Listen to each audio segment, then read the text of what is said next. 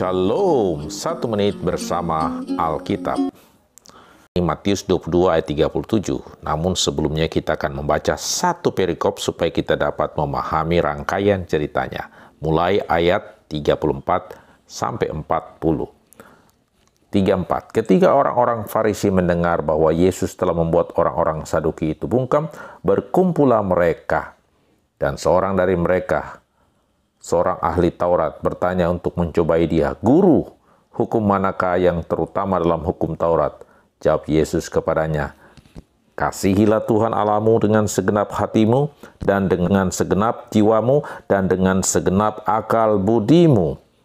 Itulah hukum yang terutama dan yang pertama.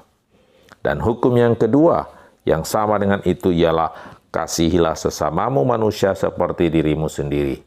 Pada kedua hukum inilah tergantung seluruh hukum Taurat dan kitab para nabi." Yesus mau memberikan jawaban dari percakapan itu tentang intisari daripada seluruh hukum Taurat dan kitab para nabi. Dan intisarinya diungkapkan.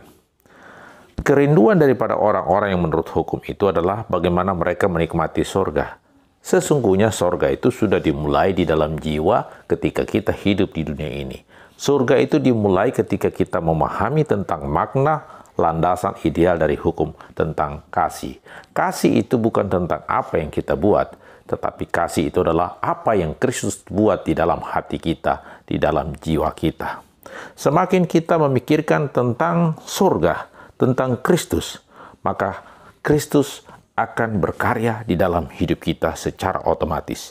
Sehingga itu akan menjadikan kita mampu mengasihi Tuhan dan mengasihi sesama. Sehingga hukum itu menjadi ringan bagi kita. Hukum itu menjadi berat ketika sumber pembuat hukum, sumber kekuatan itu tidak ada dalam jiwa kita, dalam konteks kita tidak sadar tentang keberadaannya. Itulah sebabnya ketika kita menyadari bahwa Kristus ada dalam jiwa kita, maka sesungguhnya surga sudah dimulai di dalam jiwa kita.